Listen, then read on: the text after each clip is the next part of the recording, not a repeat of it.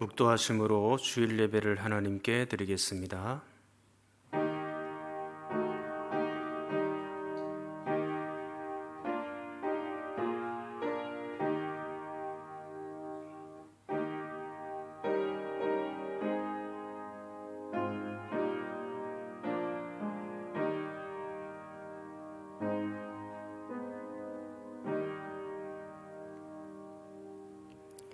찬송가 1장 함께 찬송하겠습니다.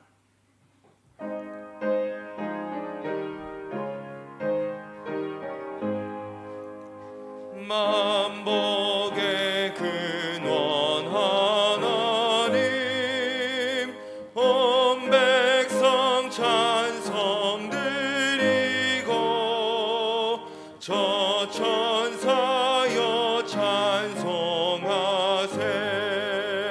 찬송 성부 성자 성령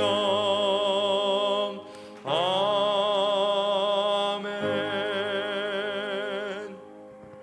기도하시겠습니다. 여호와는 내게 복을 주시고 너를 지키시기를 원하며 여호와는 그의 얼굴을 내게 비추사 은혜 베푸시기를 원하며 여호와는 그 얼굴을 내게로 향하여 드사 평강 주시기를 원하노라. 아멘.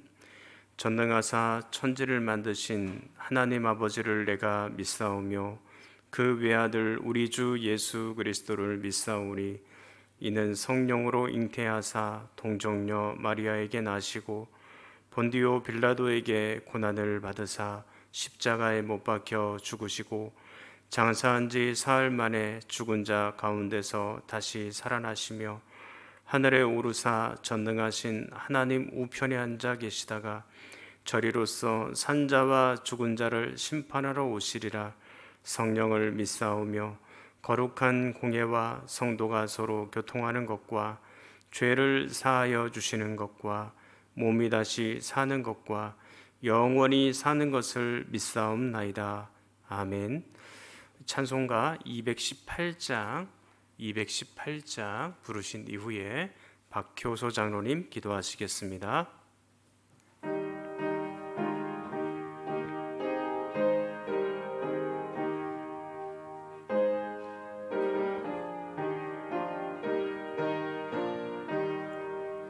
내 맘과 정성을 다하여서 주 너의 하나님을 사랑하라. 내 몸을 아끼고 사랑하듯 형제와 이웃을 사랑하라. 주께서 우리에게 명하시니 그 명령 따라서 살아가리. 널 미워 해치는 원수라도 언제나 너그럽게 사랑하라. 널 핍박하는 자 위해서도 신실한 마음으로 복을 빌라. 주께서 우리에게 명하시니 그 명령 따라서 살아가리. 나 항상 주님을 멀리하고 형제를 사랑하지 못하였다. 이러한 죄인을 사랑하사 주께서 몸 버려 죽으셨다. 속죄의 큰 사랑 받은 이 몸 내 생명 바 바쳐 충성하리. 아멘.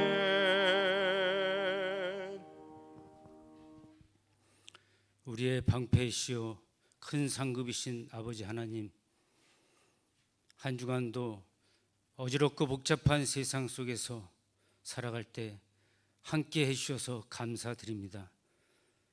거룩한 주일을 맞이해서 우리가 한 마음으로 하나님 앞에 예배드리오니 기뻐 받아 주시옵소서. 저희들 하나님의 사랑과 은혜를 받기만 하면서도 여전히 감사하지 못하고 불평불만하고 형제와 이웃을 사랑하지 못했음을 고백하오니 용서해 주시옵소서. 코로나 변이 바이러스가 여전히 창궐하기 때문에 세계가 막혀 있고 저희들 또한 답답한 시간을 보내지만 이 모든 형편과 상황을 감찰하시고 살피시는 하나님, 이 고통을 끊으시고 평안을 주시옵소서.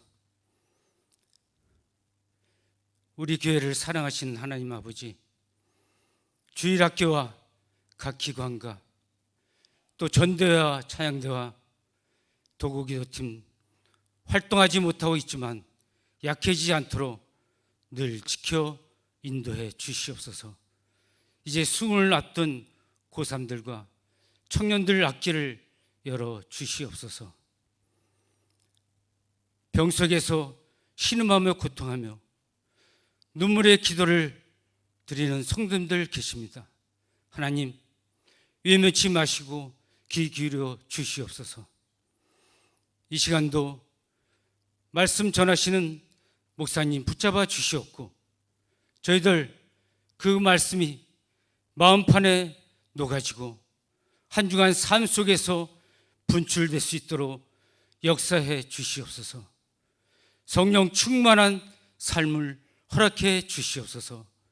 이 시간도 오직 하나님의 영광만 가득하고 저희들 다시금 하나님 자녀로서 어떻게 살아가는 것이 하나님이 참된 하나님을 기쁘게 하는 것인 것을 깊이 깨닫고 돌아가는 이 시간이 되도록 복 내려 주시옵소서.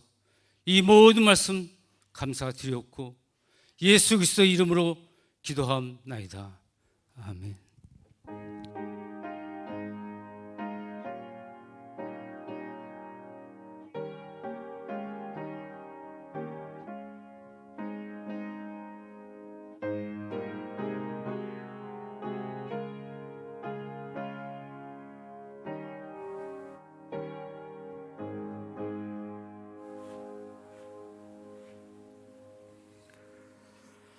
교회 소식을 말씀드리겠습니다. 코로나19 확산으로 당분간 주일 예배는 온라인 가정 공예배로 드려지고 있습니다. 주일 일부 예배 실황은 녹화해서 홈페이지와 유튜브를 통해서 올려드립니다. 새벽 예배는 월요일부터 금요일까지 현장 예배로 진행이 되고 있습니다. 직장과 가정 등에서도 손소독제, 마스크 등을 잘 착용하셔서 개인 방역에 힘써 주시기를 부탁드립니다. 주일학교 예배는 영유치부는 온라인 예배로, 유초등부는 오전 11시 유초등부실에서, 중고등부는 오전 11시 중고등부실에서, 청년부는 오후 2시 30분 본당에서 각각 진행됩니다. 줌을 통한 비대면 구역 예배 때 우리 구역원들은 구역 예배에 성실하게 참여해 주시기를 부탁을 드립니다. 제106회 대한예수교회 장로회 총회가 9월 13일 내일입니다. 울산에 있는 교회당에서 여러 군데에서 분산하여 그렇게 개최하게 됩니다. 우리 교회에서는 노회를 대표하여 박효서 장로님께서 총대로 파송하게 되었습니다. 한남로의 남부 시찰회는 9월 16일 목요일 풍성교회 예배당에서 있습니다. 온라인으로 헌금하기 원하시는 분은 아래 통장번호로 보내시면 되겠습니다. 각 가정에서 수요 예배 드리시기 원하는 분은 홈페이지를 참고해 주시기 바랍니다. 엄태준 집사님 또 정혜숙 집사님 가정이 신대동 아파트로 이사를 하셨습니다. 우리 김시은 양이 있습니다. 5살인데요. 김삼진 집사님, 김진희 집사님 딸입니다. 얼마 전에 경련이 일어나서 길병원에서 지금 한참 CT, MRI 다 검사를 지금 진행하고 있습니다. 이 아이가 건강하게 다시 부모님의 품으로 돌아올 수 있도록 여러분들이 기도를 많이 해주시기를 바랍니다. 긴급 도구기도 신청은 이주일 권사님께 신청하면 함께 기도토록 하겠습니다. 하나님 말씀 보겠습니다. 레위기 24장 17절에서 23절입니다. 구약성경 184면 전후에 있습니다. 레위기 24장 17절에서 23절입니다. 구약성경 184면 전후에 있습니다. 레위기 24장 17절부터 23절까지입니다. 제가 봉독해 올리겠습니다. 사람을 쳐 죽인 자는 반드시 죽일 것이요 짐승을 쳐 죽인 자는 짐승으로 짐승을 갚을 것이며 사람이 만일 그의 이웃에게 상해를 입혔으면 그가 행한 대로 그에게 행할 것이니 상처에는 상처로 눈에는 눈으로 이에는 이로 갚을지라. 남에게 상해를 입힌 그대로 그에게 그렇게 할 것이며 짐승을 죽인 자는 그것을 물어줄 것이요 사람을 죽인 자는 죽일지니 거류민에게든지 본토인에게든지 그 법을 동일하게 할 것은 나는 너희의 하나님 여호와임이니라. 모세가 이스라엘 자손에게 말하니 그들이 그 저주한 자를 진영 밖으로 끌어내어 돌로 쳤더라. 이스라엘 자손이 여호와께서 모세에게 명령하신 대로 행하였더라. 아멘. 이번 주부터는 본격적으로 추석 연휴가 시작이 됩니다. 고향에 다녀오실 분들은 또 안전하게 다녀오시기를 바라고, 혹시 가지 못하시는 분들이 있다 할지라도 코로나19가 막혀서 대부분 또 가지 못하는 분들도 많으실 텐데 그분 가운데도 평안이 좀 있으면 좋겠다 생각이 듭니다. 그러나 저러나 우리는 주일 성수는 꼭 해야 된다, 주일 예배는 꼭 해야 된다 라는 것을 여러분들이 기억하시면 좋겠습니다. 요즘에는 온라인 예배 체제니까 조회수가 중요하거든요. 제가 예배를 마치고 한 12시 좀 넘어서 그리고 오후 늦게 조회수가 얼마나 되었나 유튜브와 또 홈페이지를 다 살펴봅니다. 그래서 조회수를 이렇게 보는데 지난 주일에는 조회수가 제가 생각한 것보다는 좀 작게 나왔어요. 그래서 제가 생각이 들기로 이제 찬바람이 좀 드니까 어디 가셨나? 그런 생각이 또 살짝 들기도 하고, 또 추석이 가까이 오니까 벌초하러 가셨나? 이런 생각도 들기도 하고 여러 가지 생각들이 있더라고요. 그래서 제가 구역장 성경 공부 때 우리 구역장님들을 통해서 주일 성수에 조금 더 힘을 써 달라고, 물론 지금 우리 성도님들은 매우 잘하고 계십니다. 잘 하시고 계시는데 높아지면서 우리 구역장님들에게 한 번 더 주일 성수를 강조해 달라고 제가 부탁을 드렸습니다. 아마 우리 구역원들 중에는 그 연락을 받으신 분들이 있으시리라 그렇게 생각이 되고, 우리 구역장님들이 다 그렇게 전파를 한 걸로 저는 그렇게 믿겠습니다. 우리가 추석이 아니라 그 이상이라 할지라도 주일 성수는 반드시 해야 되는 것입니다. 그리고 주일 예배는 꼭 들으셔야 되는 거죠. 우리 교회는 주일이나 추석이나 설날이나 상관이 없이 주일 성수를 잘했던 분들이니까 앞으로도 그렇게 잘 하시리라 생각이 됩니다. 자, 이제 하나님 말씀 바로 전하도록 하겠습니다. 지난 주일에 10절부터 16절 사이의 말씀을 보았죠. 그 사건을 보니까 어떤 사건이 나왔습니까? 하나님을 모독하는 정말 참남한 일들이 일어났었죠. 그래서 그 하나님을 모독한 사람은 어떤 처벌을 받았습니까? 죽음으로써 처벌을 받았죠. 자, 그리고 오늘 본문 17절부터 23절을 보면 갑자기 이웃에 관한 주제로 넘어왔어요. 그러니까 바로 앞단락에서는 하나님에 관한 주제가 나왔는데 뒷단락에서는 이웃에 관한 주제가 갑작스럽게 전환이 됐거든요. 왜 이렇게 갑자기 이웃에 관한 말씀으로 또 전환이 됐을까?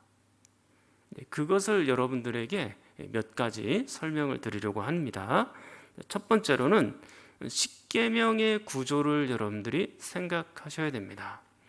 십계명이 10가지 계명이 있긴 하지만 크게 보면 몇 개의 계명입니까? 2개의 계명으로 나뉠 수 있죠. 1계명부터 4계명까지 하나님 사랑, 5계명부터 마지막 10번째까지는 이웃 사랑, 이렇게 나눌 수 있거든요. 모세가 이 산에 올라가서 이 10계명 돌판을 갖고 내려오는데 한 개만 갖고 온 건 아니죠. 2개를 들고 왔거든요. 한쪽에는 뭐가 적혀 있는 것입니까? 하나님 사랑에 관한 계명. 또 한 돌판에는요, 이웃 사랑에 관한 계명. 2개의 돌판을 갖고 내려온 겁니다.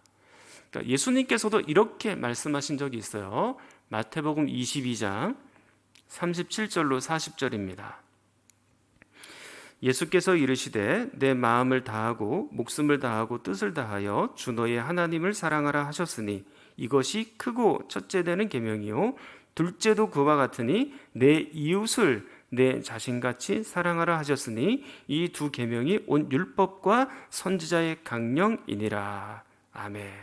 자, 이 말씀은 예수님이 10계명을 요약한 것이죠. 첫 번째 계명이 뭐라 그랬어요? 하나님 사랑.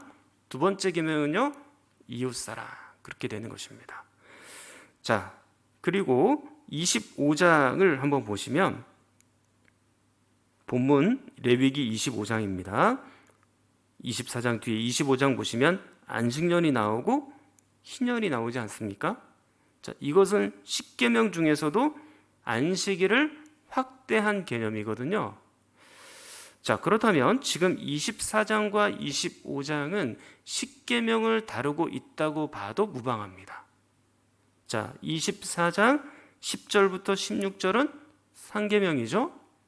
그리고 오늘 본문은 5번째 계명, 살인하지 말라라는 그런 계명이고 나머지 그 뒤에 5계명부터 10계명 사이를 사실은 다 포함하고 있는 겁니다.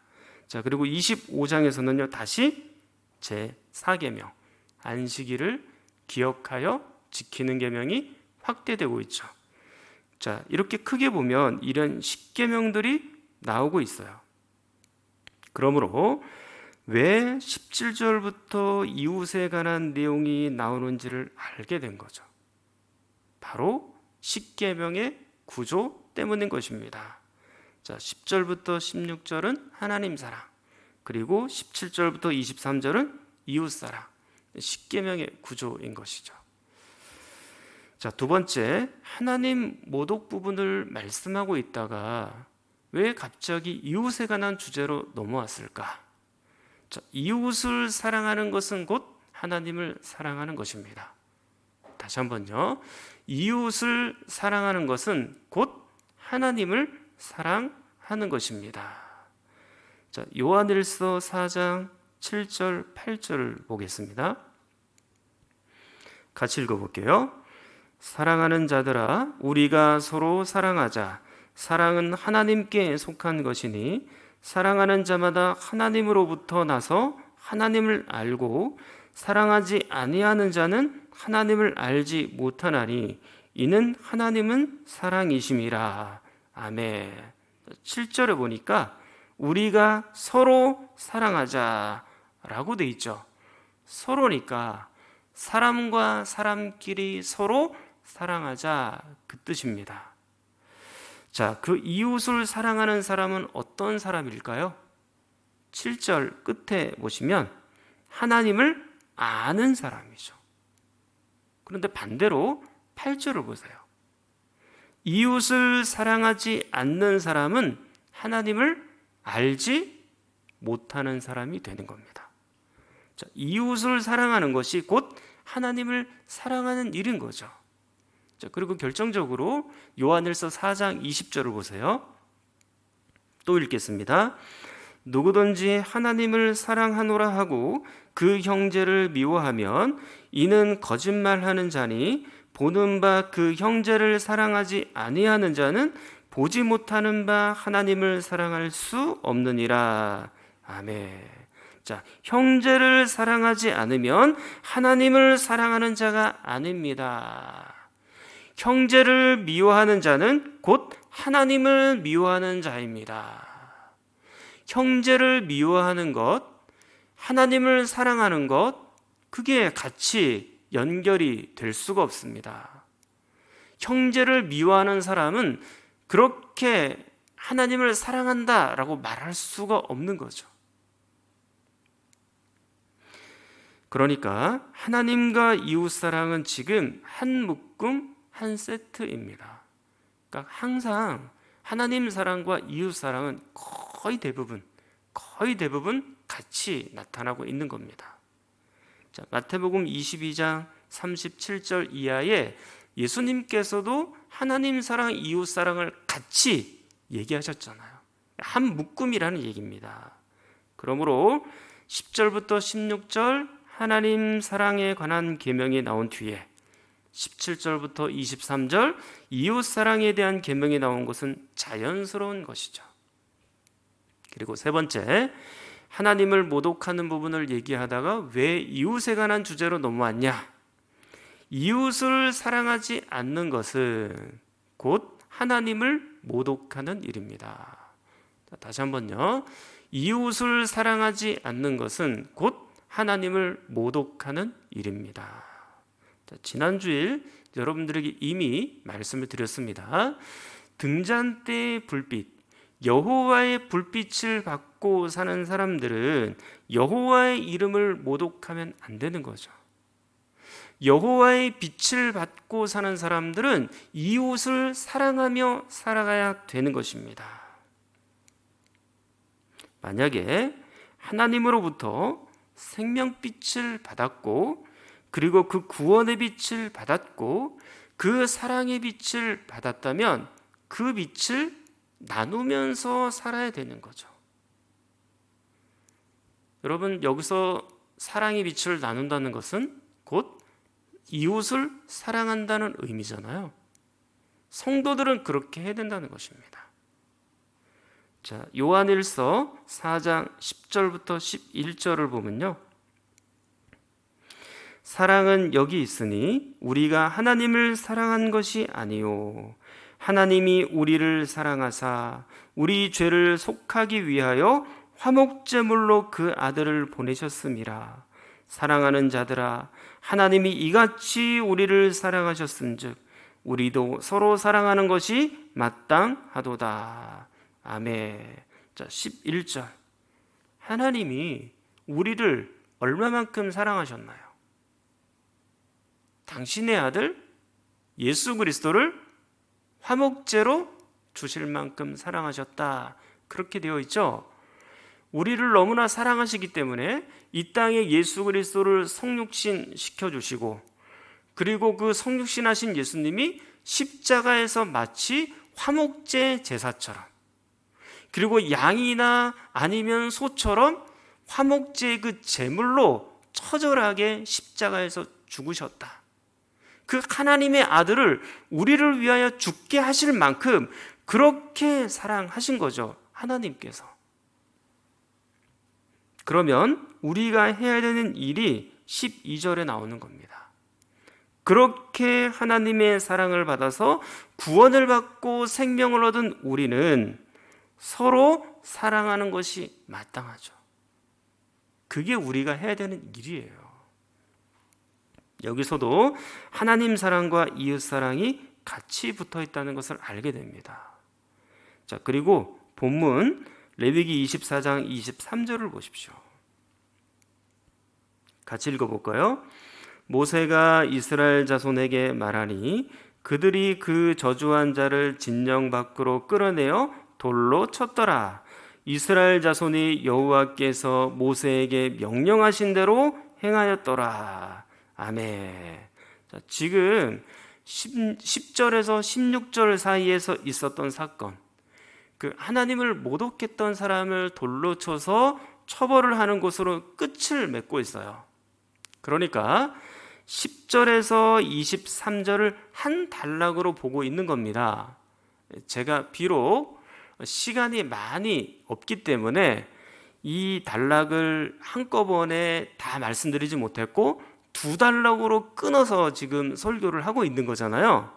그렇지만 10절부터 23절까지는 한 단락입니다. 그리고 그 한 단락 안에 뭐가 들어있는 거예요? 하나님 사랑, 이웃 사랑이 지금 같이 들어가 있는 거죠. 자, 그렇다면 24장 전체의 문맥적인 의미는 이런 거예요. 등잔대의 불빛, 여호와의 불빛을 받고 사는 사람들은 이웃을 사랑해야 합니다. 만약에 이웃을 사랑하지 않는다면 그는 하나님의 이름을 모독하며 사는 자입니다. 그 문맥적인 의미가 그렇게 되는 거죠. 자, 이게 조금 표현이 거칠고 심하다 싶으면 우린 이렇게 말할 수도 있어요. 이웃을 사랑하지 않는 것은 하나님의 이름을 높여드리지 않는 것입니다. 그렇게 바꿀 수 있죠. 만약에 이웃 사랑에 실패하죠? 그러면 그건 하나님의 명예를 실추시킨 것입니다.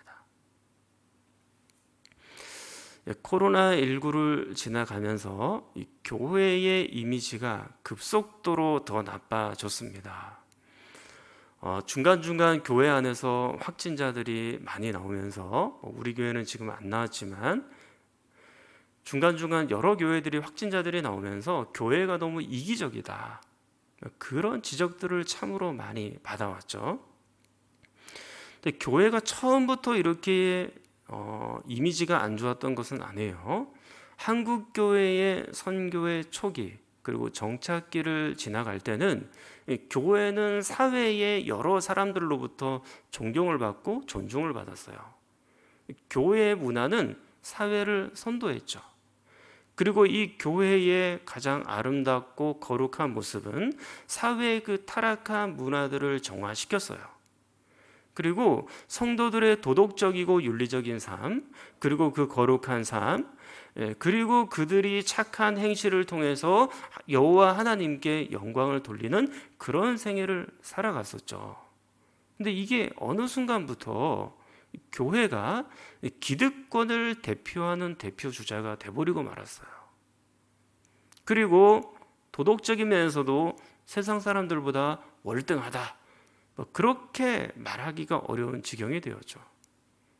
그리고 결정적으로 이 교회 안에서 그 이웃을 사랑하는, 그리고 세상을 사랑하는 그런 것들이 급격하게 식어가게 되었습니다.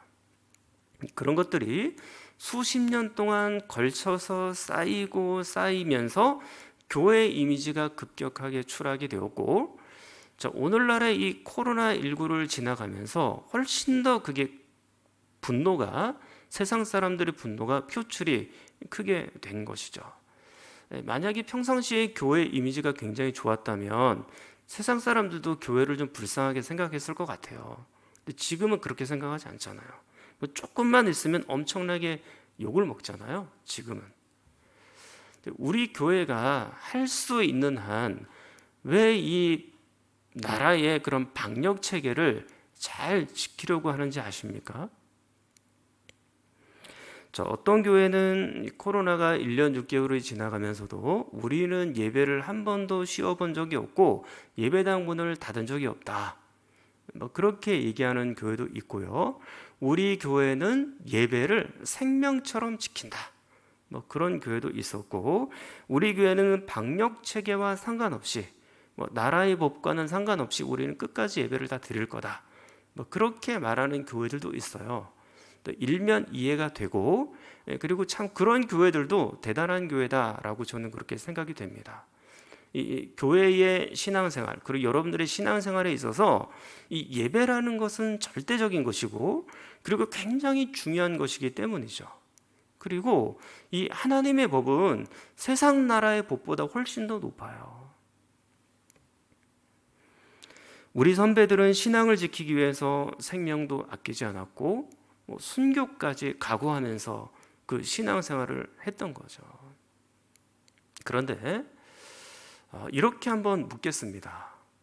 생명을 걸고 예배를 드려야 된다고 했으니까 그런 사람들을 북한으로 그대로 옮겨보면 어떨까요?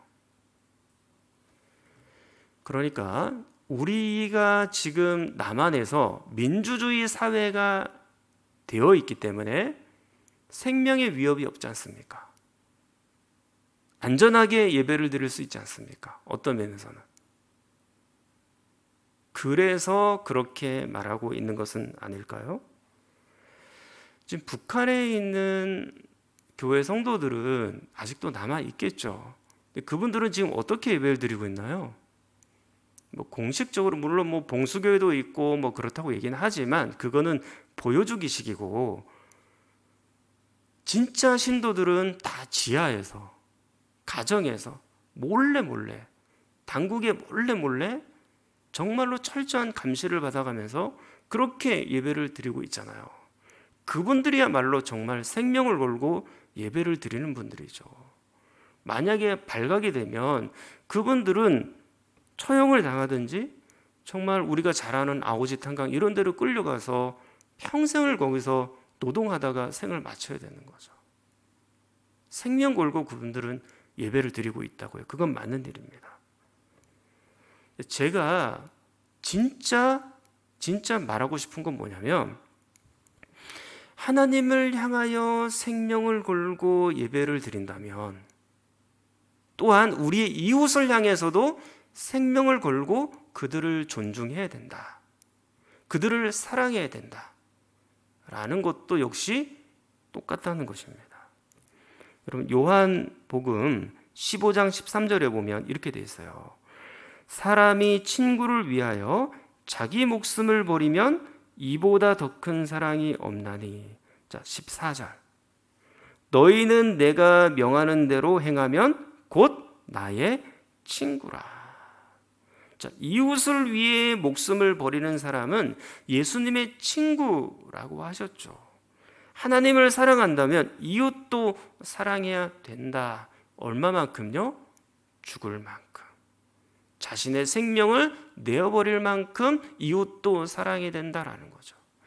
하나님을 생명을 걸고 잘 믿는다면 이웃을 향해서도 생명을 걸고 사랑해야 되는 거예요. 그게 필요한 겁니다.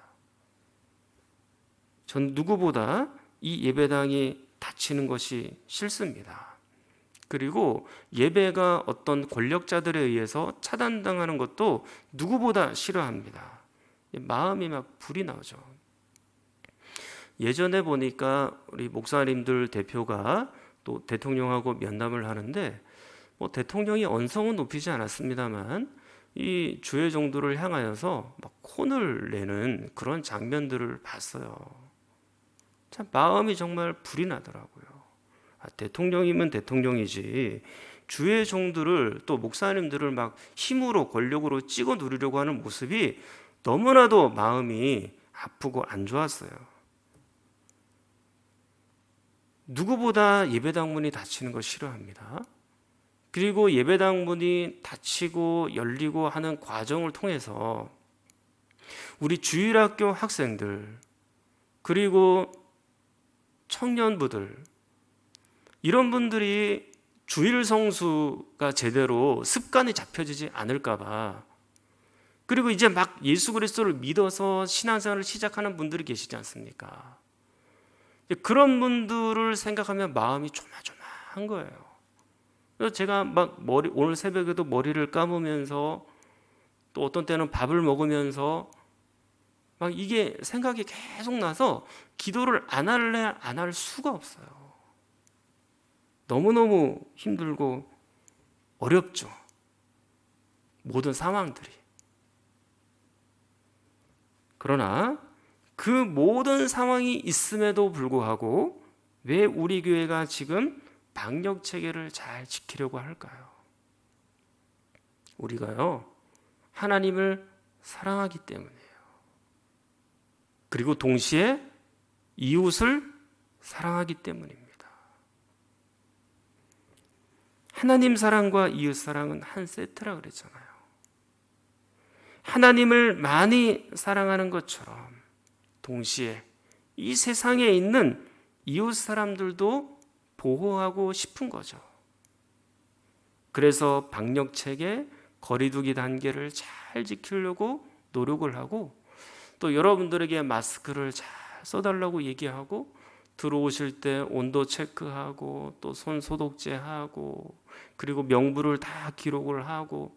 우리 교회는 지금 식사도 안 하잖아요. 심지어는 찬양대도 운영을 안 하잖아요. 독창까지도 못하게 하죠. 구역장 모임, 또 구역 모임도 될 수 있으면 다 줌으로 그렇게 모이고 있어요. 나름대로는 열심히 하는 겁니다.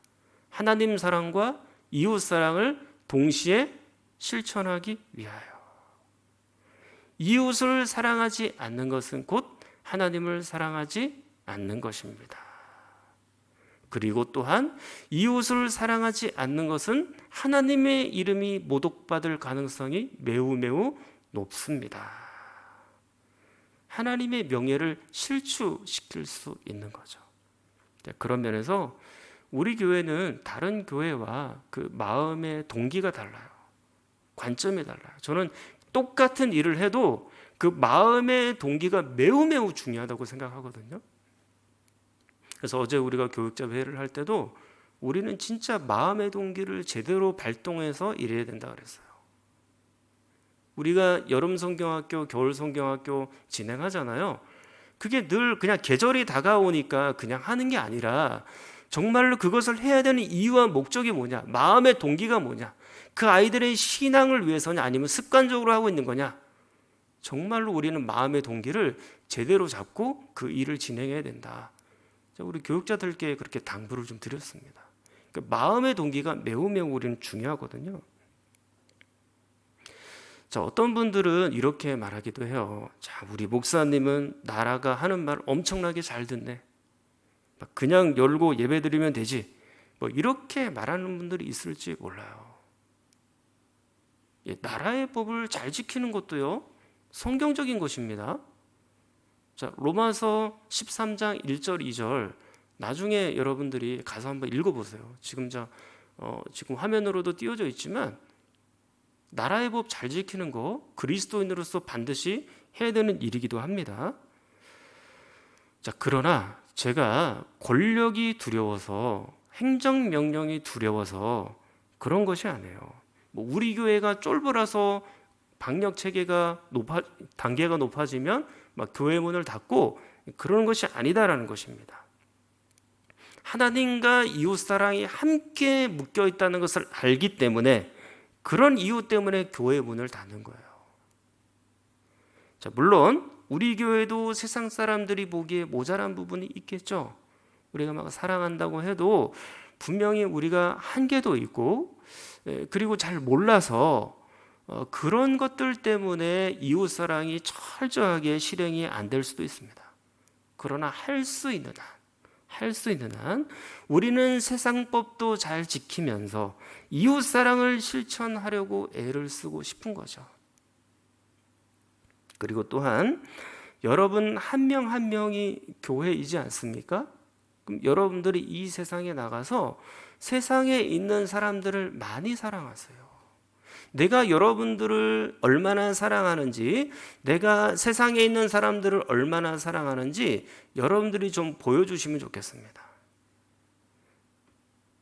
내 안에 그리스도의 사랑을 잘 간직하고 있다가 그 사람들을 따뜻하게 좀 안아주십시오. 위로해 주시고 격려해 주시고 그분이 하는 말도 좀 들어주시고 그렇게 하십시오. 그런 삶을 살아가다가 결정적인 순간이 되었을 때 예수 그리스도의 십자가와 부활을 증거하고 전하는 거죠. 우리 입술의 사랑, 삶의 사랑으로 예수 그리스도의 복음을 전하라는 것입니다. 그런 면에서 우리 교회 공동체는 우리 교회만 생각하면 안 돼요. 우리는 이웃을 생각해야 됩니다. 여러분 개인도 마찬가지죠. 나만 생각하면 안 되는 거예요. 우리 가운데 있는, 우리가 만나는 많은 사람들을 생각할 줄 알아야 돼요. 그 이웃을 돌봐주고 그리고 그들을 끌어안고 사랑할 줄 알아야 되는 거죠.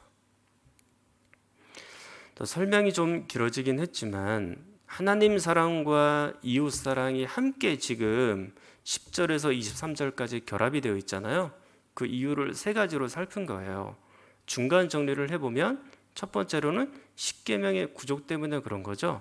하나님 사랑, 이웃 사랑이 함께 묶여 있는 거니까. 두 번째 이유는 이웃을 사랑하는 것이 곧 하나님을 사랑하는 것이죠. 세 번째 이유는요, 이웃을 사랑하지 않는다면 하나님의 영광을 가릴 수도 있고 하나님을 모독할 수도 있는 그런 계기가 생기는 거예요. 그래서 오늘 이 문맥에 이웃 사랑이 들어와 있다, 그렇게 보시면 됩니다. 자, 이 정도면 사실 오늘 전달할 메시지를 다 전하기는 한 건데 그래도 아직 본문 중에서 아직 많이 남아 있어요.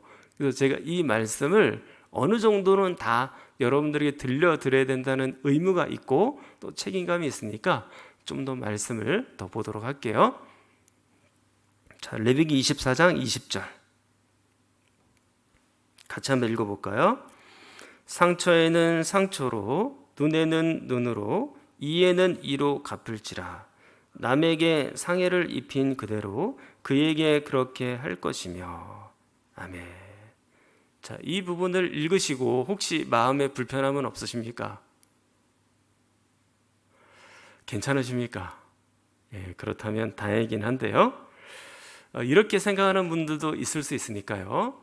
고대에도 함무라비 법전에 보면 이와 비슷한 법이 있고, 그러면 이 세상법과 성경이 비슷한 거 아니냐?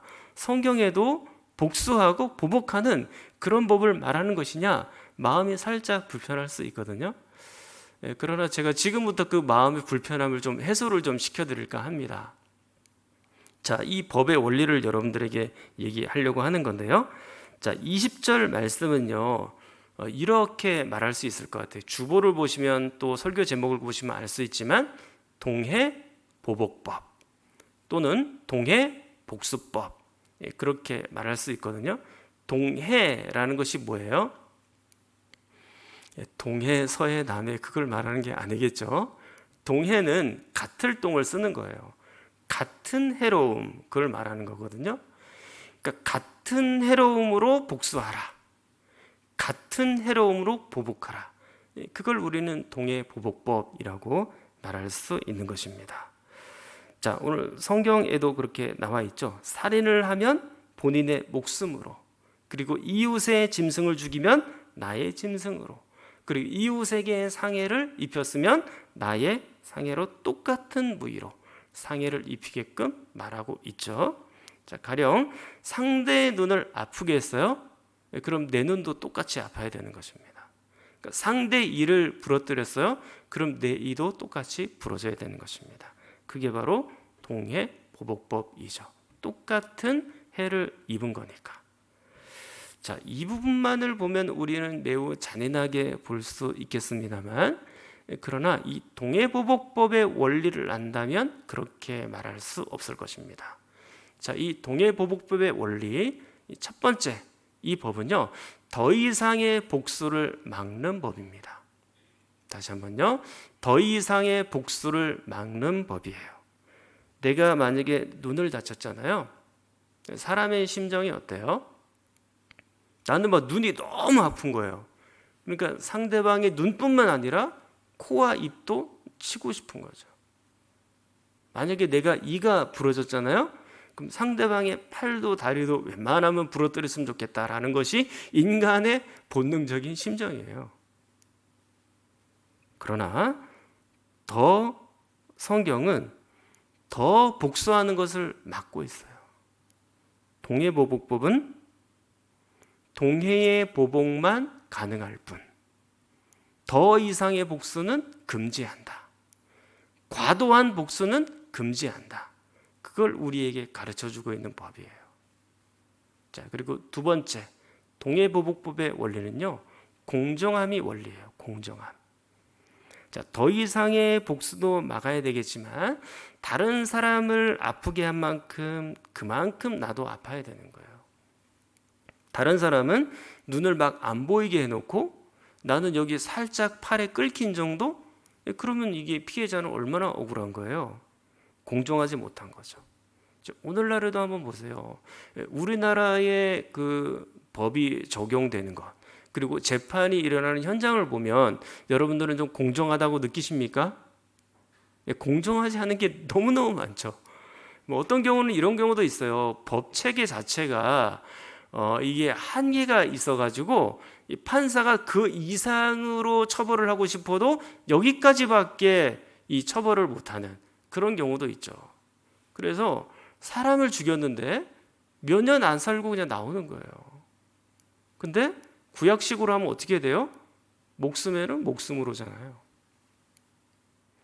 근데 정말 잔인하게 성폭행을 했는데 어떤 때는 집행유예로 나오죠. 그냥 집행을 유예해서 그냥 이렇게 거리로 나오는 경우가 있죠. 피해자들은 약을 먹고 막 밤에 잠도 못 자고 막 너무너무 괴로워하는데 가해자들은 안 그래요. 거리를 마음대로 활보하고 다녀요. 그리고 또 가해자들이 와서 어떤 때는 막 해코지까지 하려고 하는 그런 경우도 있죠. 뿐만 아닙니다. 그 법이라는 것이 대체로 있는 사람들의 편이죠. 힘없는 사람, 가난한 사람, 없는 사람들은 이 법의 보호를 잘 못 받아요. 그런 분들이 죄를 지으면 꼬박꼬박 감옥에 가거든요. 근데 있는 사람들, 부자들, 권력자들은 어때요? 그분들은 감옥에 가는 일이 드물어요. 감옥에 가더라도 금방 나오죠. 특사니 뭐 이런 거로 해가지고. 부자들은 장기전으로 끌고 가죠. 이 법이라는 게 한번 재판받으려면 우리나라는 3심제도니까 대법원까지 가려면 몇 년씩 막 걸리거든요. 그 몇 년씩 걸리는 동안에 변호사 비용이 엄청나게 늘어납니다. 그러면 약한 사람들, 힘없는 사람들, 돈 없는 사람들은 뭐 변호사를 댈 수도 없고 강한 사람들은 뭐 변호사를 뭐 정말로 인류 변호사를 대가지고 그렇게 하니까 가난한 사람들은 점점 힘들어지고 부자들은 그냥 풀려나고 그렇게 되는 거죠. 그러니까 사람들이 법이 점점 공평하지 못하다라고 생각하는 인식이 강한 거예요. 그러나 22절을 보세요. 본문. 자, 한번 잘 읽어보십시오. 또박또박 읽습니다. 거류민에게든지 본토인에게든지 그 법을 동일하게 할 것은 나는 너희의 하나님 여호와임이니라. 아멘. 자, 원칙이 보이잖아요. 법을 어떻게 해요? 동일하게 적용하라는 거예요. 공정한 것이죠. 그가 거류민이든 이스라엘 사람이든 그가 외국인이든 본토인이든 동일하게 그 법을 적용하라는 거예요. 강자이든 약자이든 힘이 있는 사람이든 힘이 없는 사람이든 동일하게 그 법을 적용하라는 거죠. 그러니까 이게 바로 동해보복법이에요. 동해보복법은 공정함을 가르쳐주는 법입니다. 너무하고 잔인한 그런 법이 아닌 거죠. 그리고 세 번째, 이 동해보복법은 결국에는 사랑의 법입니다. 사랑의 법이에요. 첫 번째 원리, 두 번째 원리 그 자체도 사랑의 법이긴 하지만 예수님께서도 이렇게 말씀하신 적이 있으세요. 자, 마태복음 5장 38절. 또 눈은 눈으로 이는 이로 갚으라 하였다는 것을 너희가 들었으나. 자, 이것은 레위기 24장 20절에 있는 말씀과 똑같죠. 예수님이 이걸 염두에 두고 지금 말씀하신 거예요. 자, 그리고 마태복음 5장 44절. 같이 읽을게요. 나는 너희에게 이르노니 너희 원수를 사랑하며 너희를 박해하는 자를 위하여 기도하라. 아멘. 자, 예수님은 동해보복법보다 훨씬 더 한 단계 나아가서 원수까지 사랑하라 말씀하셨고 그리고 너희를 핍박하고 박해하는 자를 위해서 어떻게 하라고요? 기도하라고 하셨죠. 물론 여기서 기도하는 것이 원수 좀 갚아주세요 라는 그런 기도가 아니겠죠.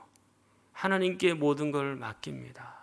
그리고 한 걸음 다 나아가서 이런 원수까지, 나를 힘들게 하고 구박하고 원수와 같이 느껴지는 그 사람들까지 사랑할 수 있도록 도와주십시오.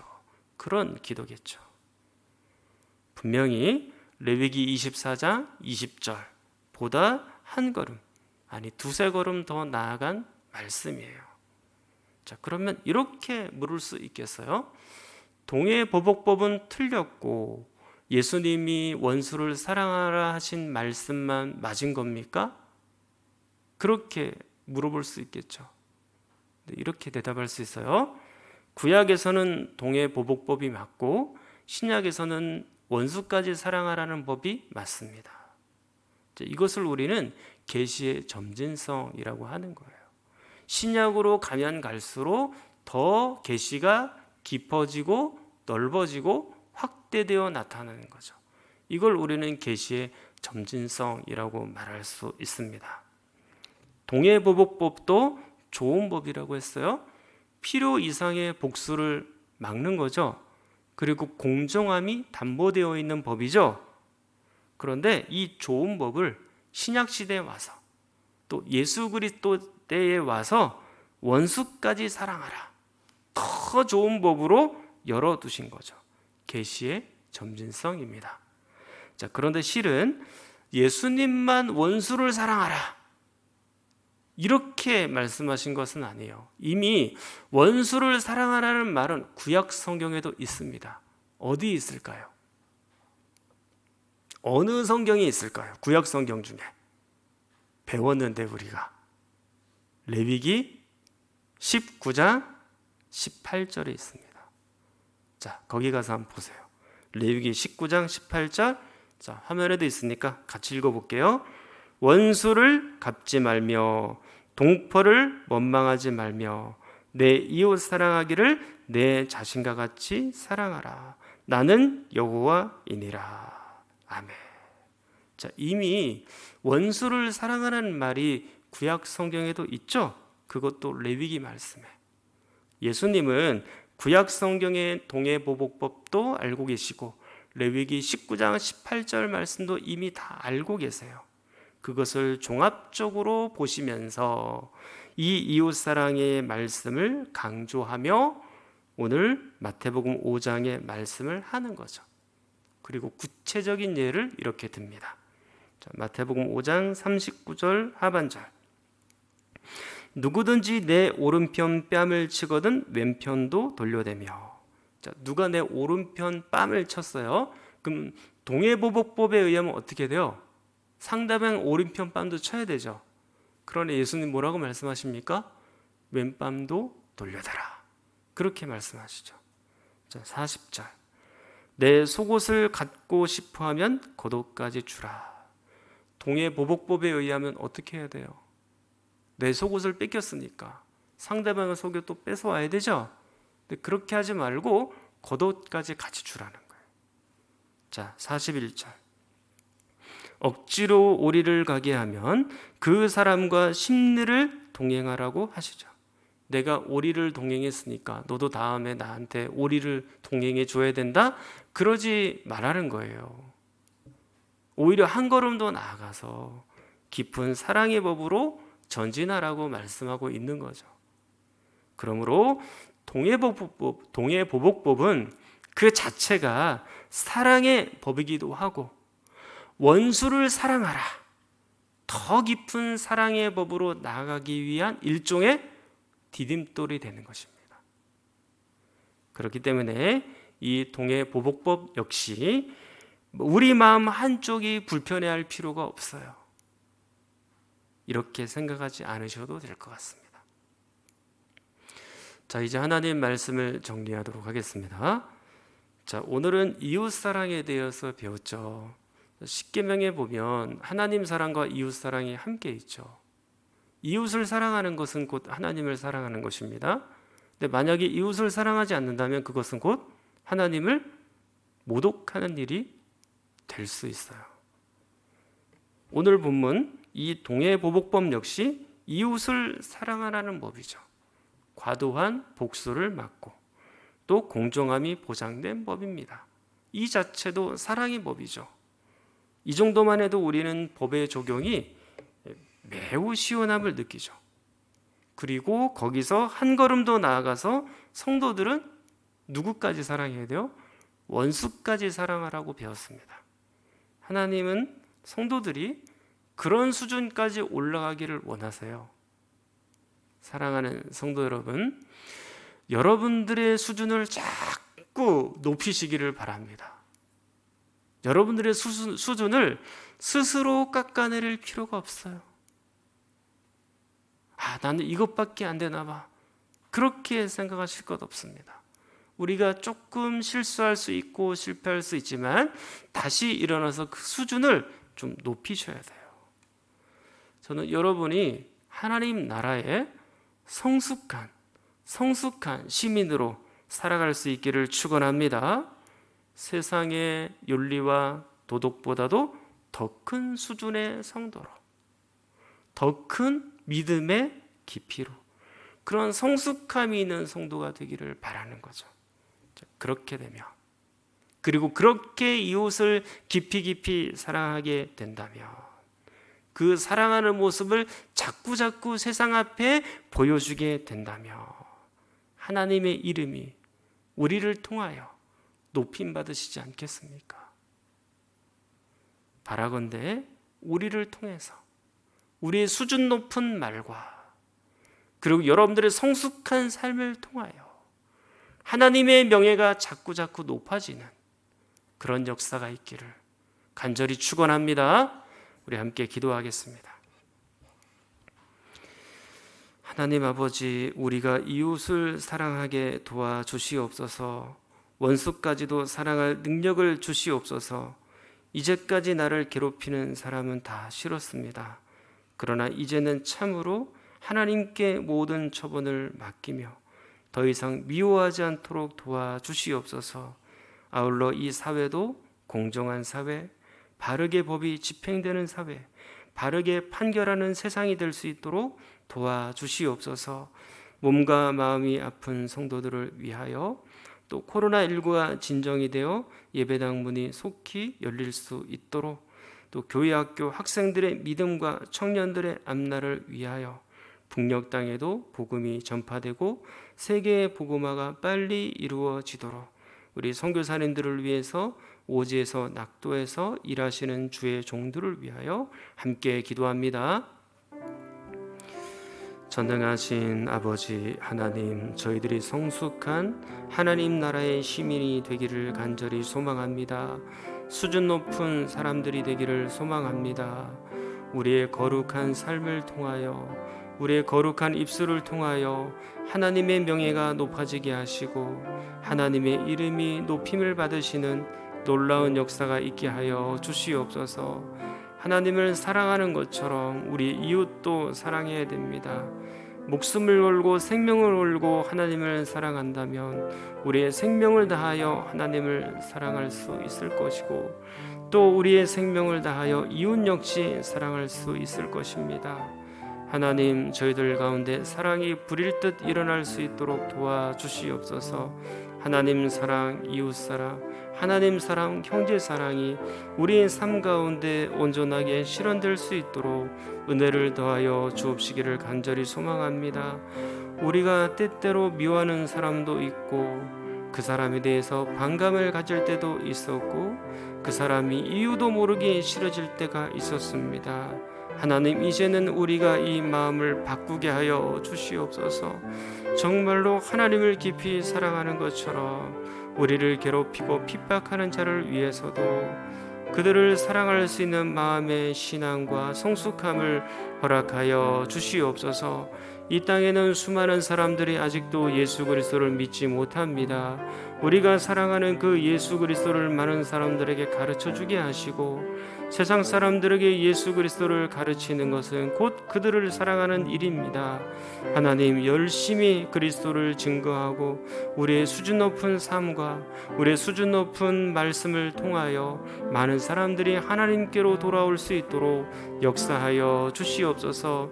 우리의 인격도 잘 다듬어지게 하여 주옵시고, 우리의 입술에 파수꾼도 세워 주옵시고, 우리의 영혼을 붙들어 주셔서 하나님 사랑, 이웃 사랑이 제대로 실천될 수 있도록 은총을 더하여 주시옵소서. 우리의 심령이 점점 깊어져 우리 성도들이 이 땅에서도 참으로 하나님의 영광을 드러내며 살 수 있도록 도와주시기를 원합니다.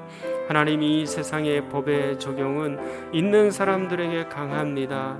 또 있는 사람들에게 많이 우호적입니다. 하나님, 그러나 예수 그리스도의 말씀, 하나님의 말씀은 동일하게 이 법이 적용되어지리라 그렇게 말씀해 주셨으니, 하나님, 이 말씀이 우리 사회 가운데 그대로 실천될 수 있도록 은혜를 더하여 주시옵소서.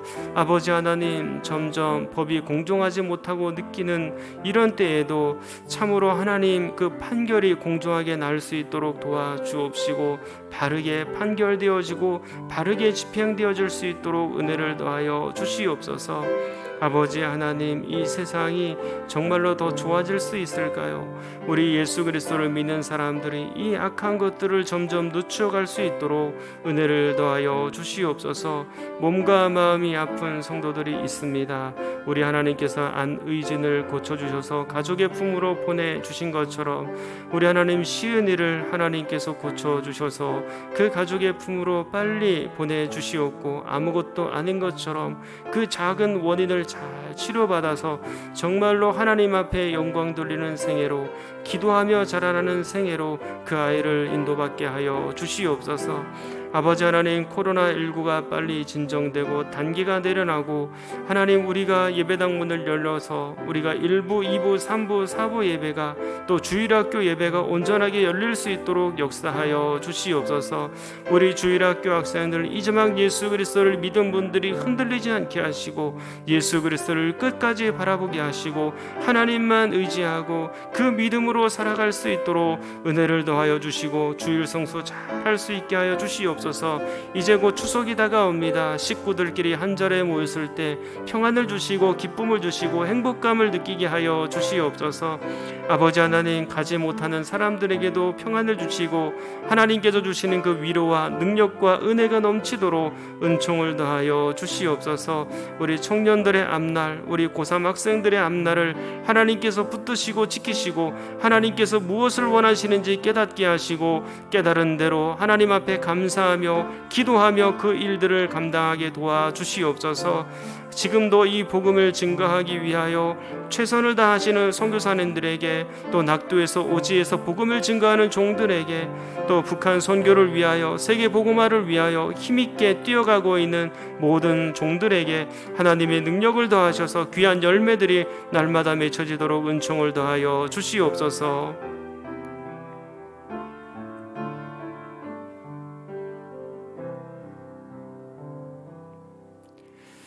전능하신 아버지 하나님, 성숙한 하나님 나라의 시민 될 수 있도록 도와주시옵소서. 하나님을 깊이 사랑하는 것만큼 우리의 이웃 역시 깊이 사랑할 수 있는 수준이 우리에게 있게 하여 주시옵소서. 나만 생각하고 우리 교회만 생각하는 것이 아니라 우리의 이웃을 사랑하여 그들에게 예수 그리스도의 복음을 증거하게 하시고, 그들에게 따뜻한 눈빛을 보여주게 하시고, 그들을 위하여 기도할 수 있는, 사랑할 수 있는 좋은 성도들로 성장할 수 있도록 역사하여 주시옵소서. 우리 교회가, 우리 교회에 속한 모든 성도 한 분 한 분이 이 이웃사랑의 실천을 잘 하여서 하나님께 마침내 영광이 돌아가게 하여 주시옵소서. 아버지 하나님 앞에 귀한 헌금 드리며 바칩니다. 기쁘게 받아 주옵시고, 이 헌금이 쓰여지는 곳마다 예수 그리스도의 복음이 힘있게 증거될 수 있게 하여 주옵시고, 바쳐진 손길마다 하나님께서 만배나 복을 허락하여 주옵시고, 하나님께서 풍성하신 사랑과 긍휼을 그 가정에 베풀어 주시옵소서. 예수 그리스도의 이름으로 기도하옵나이다. 아멘. 우리 찬송가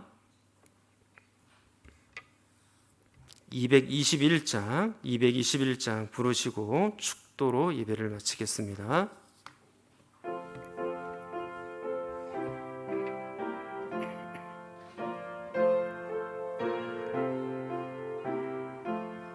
주 믿는 형제들 사랑의 사귐을 전국의 교제 같은 이 참 좋은 친교라. 하나님 보좌 다 기도 드리니 우리의 믿음 소망이 주 안에 하나라. 이 차의 슬픔과 수고를 나누고 내 동고 동락하면서 참 사랑 나누네. 또 이별할 때에 맘 비록 슬퍼도 주 안에 교제하면서 또다시 만나리. 이제는 우리 구주 예수 그리스도의 은혜와 하나님의 크신 사랑하심과 성령의 위로 교통하심이 하나님 사랑, 이웃 사랑을 잘 실천하여 성숙한 천국의 시민으로 살기를 다짐하는 당신의 어여쁜 성도들 위해 착한 성도들과 자녀들과 부모님과 모든 생업 위에 영원토록 함께 있을지어다. 아멘.